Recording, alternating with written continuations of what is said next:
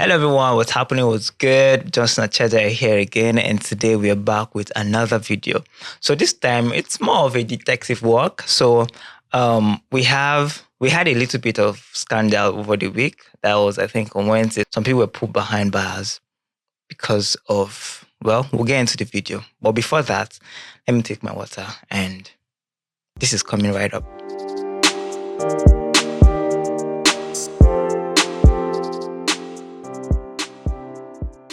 Over the past few days, a lot has been going on in the art world, and I'm sure that some of you have missed it, and including people like myself who will be busy in the studio working all through.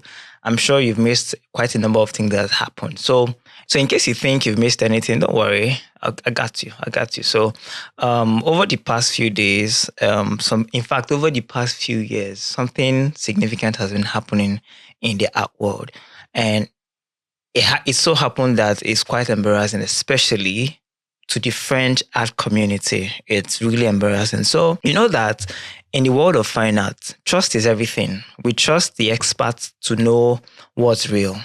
But in a situation where the experts that we think are supposed to know what's real cannot seem to figure out what is real, or cannot seem to differentiate between the real and the fake. So what will now be the fate of art lovers and artists like us?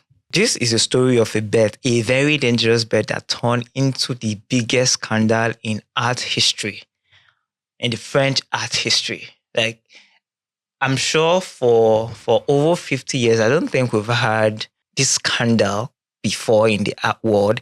I think the last time we heard something like that, or something of this magnitude, was during the theft of Mona Lisa. Yeah, but which was later recovered and returned. But this one is something that I'm sure that would intrigue you. So sit back and let's dive into the story. Now, this man, Bill Pallot, is a French teacher. He's a scholar. He wrote the book on the 18th century French chess, and his word is gold when it comes to anything related to craftsmanship. Now, in the French community, he goes on to advise the rich of the rich. He works for the high end and the top galleries in France. And when it comes to anything related to chess and art in general, his word is gold. Now, this is Bruno Desnoues. I hope I said that right. A master woodcarver. So skilled, he once restored Louis XVI royal bed for the Palace of Versailles. I hope I said that right as well. He held the prestigious title for millionaires the French, a national treasure in the world of French craftsmen. Sometimes around 2007, the two men made a bet to find themselves in prison. I don't know how that is even possible and why people want to do that, but this was what they did. So the bet wasn't for money, not even for fame. You can imagine. They wanted to see, could they fool the art market? I'm sure that quite a number of people have been trying to fool the art market or the art world for the past few years. And I know of one that happened recently, of a museum who gave an artist some amount of money to create two works for them. He came back with 2 empty canvases, and the title of the works were "Take the Money and Run." You can imagine. So now the gallery, or the museum rather, is trying to get their money back. The artist, I don't know if they found him yet, but the artworks currently has been displayed in the museum. Why? Please take the works back and find a way to collect your money. But currently, I don't think they've resolved that issue yet. But we've had people who have severely tried to, fool the art world, and this is what they did. They came together and decided that they want to fool the art world.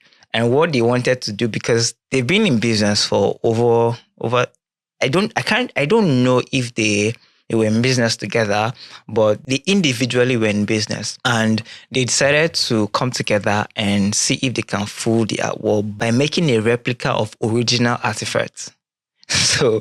And they did, and it actually worked. Several collectors fell for it. Even the who knows who, like the top of the critics, the people who matter in the art world, they fell for it. Even auction houses fell for it. So my challenge is now we expect that experts in art world are the ones who are supposed to be able to figure out the real from the fake. But in this case, I don't know how they were able to, or how they were not able to figure out the real from the fake. Or is it that some of them actually knew but decided to keep quiet about it? Now, using real 18th century wooden frames, the kind collectors rely on for dating furnitures, what they were doing actually was rebuilding and reshaping history, at least the French history. You can imagine. So people will go on people will go on believing that this is actually authentic, and my goodness, it's not. So you can imagine, what if, for instance, somebody walks up to you, you go to the Louvre in Paris, and then you're looking at the painting, the Mona Lisa painting, and then over the years, do you know how many people go to Paris just to see, or go to the Louvre in Paris just to see the Mona Lisa? Imagine if I go to Paris, for instance, one of the first things I want to do is visit a museum. And when I get to the museum, obviously, I want to see the Mona Lisa. So imagine somebody coming to tell me after some years, or imagine when I'm now 32 now. So imagine when I'm like 67 or 70, somebody walks up to me and tells me that that painting that I saw wasn't the original. You know how that feels. So I mean, that is reshaping and restructuring and changing history. They added modern carvings, fake gildings, antique style upholstery, and the final touch, a forged maker's stamp.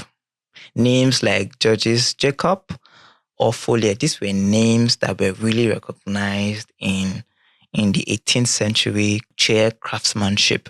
And the sad part of this whole story is the fact that the market actually fell for it. Versailles alone spent over 1.5 million. Not, I don't mean dollar, 1.5 million euros acquiring six of these fake chairs. One collector paid over 2 million euro for a pair he believed once belonged to Queen Marie Antoinette. The total damage over 4.5 million. Now, this is my issue. My issue is the fact that why would I even want to buy chairs of people, like old chairs? And okay, take for instance, if I'm buying a chair, for instance, I should be able to buy chairs, rocking chairs like this that I know that they hold value over time. Not like, I'm not saying the kind of value that artworks hold, no. But when I mean value, I mean like they retain their shape. Sometimes they hardly get bad. But wooden chairs over time get bad. So the materials they use on wooden chairs, sometimes they go bad. If it's leather, leathers get old. If it's cloth, cloths get old. So why would I want to spend so much money, like monies in millions? Why would I want to spend so much money on old chairs, chairs of 18th century? Is it because that they were used by a queen? Okay, so for instance, if I'm going to buy a chair, for instance, like this chair, for instance, I got it used, and buying it used, it was like half the price. So I can't imagine going to the market to buy a used chair and they tell me because this chair was used by the president or the former president of Nigeria. So the value should go up. And then they charge me like 10 times the original value. To hell with your chair. I'm not buying. Keep it. So I don't think that, well, I understand that this is heritage, and it's heritage, it's history, and history should be preserved and it should be valuable. But some of these people, I don't think they were buying it to keep in a museum. They were buying it to use in their homes so that they can say that this chair was used by so and so person. Some of these people, when they buy these chairs, they take it back for restoration. And I mean, they were the ones who actually gave these craftsmen their jobs, what they do and how they made their names. I mean, they were formerly were in business with the Versailles. And it's before the fact that you will buy this chair and take it for restoration. That's why some of these people would think of, doing things like this to for the art market. And so my question is, why sometimes when you buy this chair, you still have to restore the chair because sometimes the leg probably might one of the legs might be having issues, the cloth might be bad or something. So because there's no way you will tell me that there's a chair that that will not get old. How? I don't understand. How well are you going to take care of a chair that the material or the wood will not one day, except somebody wasn't sitting on that chair? But anyways, when they buy this chair, they will take it for restoration. So when you take this chair for restoration, I mean, we all know to an extent that restoration is one of the restoration to an extent tampers with the originality or the authenticity of the work. Take for instance, artworks when they are really old and to an extent they are restored. If it's not somebody who knows how to restore a particular work, they would end up they won't really, really look like the original. I'm sure that there have been artworks that weren't properly restored and the history of those works were lost. Now, when you're restoring a chair, to an extent, you know that you're going to change something. You're going to change the material, maybe a part of the material that is bad, and you now decide to change it. Then the wood, to an extent, it no longer holds the original value because something has been changed, something has been tampered with.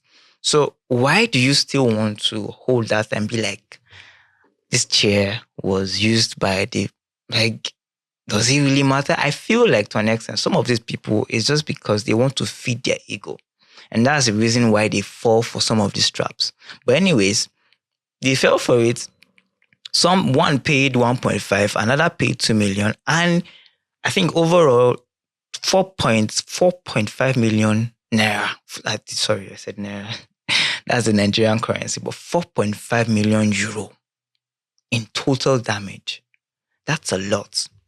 But the truth is, this isn't just about chairs. It's about trust. It's about heritage, preserving heritage. How do two men fool the most powerful institution in the European heritage? And how do so many experts, curators, collectors, and even auction houses miss the sign? I still don't understand how it was possible. I have a feeling that some of these people actually knew about it and decided to keep quiet about it. Maybe because they got some share. They got a share out of it. This is my own personal opinion. It's just allegedly. This is me thinking. But I'm sure some noticed because there were some whispers. The wood was old, quite alright. But the carvings on it was too clean. The gildings, everything was too perfect. And some of the stamps, too well placed to be real. So in 2014, the scam began to unravel, not because of art historian. It wasn't because some historian decided to go on to dig deep and find out that, and then they now found out that it was fake. No, but because a couple, a driver and a hairdresser, whose bank statement raised flags with tax authorities. They started spending strange monies, like so many transfers, and then what they noticed was the amounts that were being transferred and some of the purchases that were made were beyond the pay grade of these people because these people were average families. So how were they able to afford this? And that's what raised the flag. And then investigation started. And in 2025, nearly 11 years later, both men stood trial in Ponchos. They confessed. It started as a game. Pallot said, a test. The news added. So my issue with their whole test is, how do you wake up one day and decide to fool the entire world, the entire industry, the entire art market, and then your plan is something that would probably end you up in prison? Who does that? The pilot was given a 4-year suspended sentence and fined 200,000 euros, 10 years, 3 years suspended, and was fined 100,000 euros. Both had already spent 4 months behind bars. This scandal shook the foundations of France's heritage system. Versailles had to audit all of its recent acquisition. Collectors lost millions, and the art world was forced to ask itself how much of what we believe is real. Truly.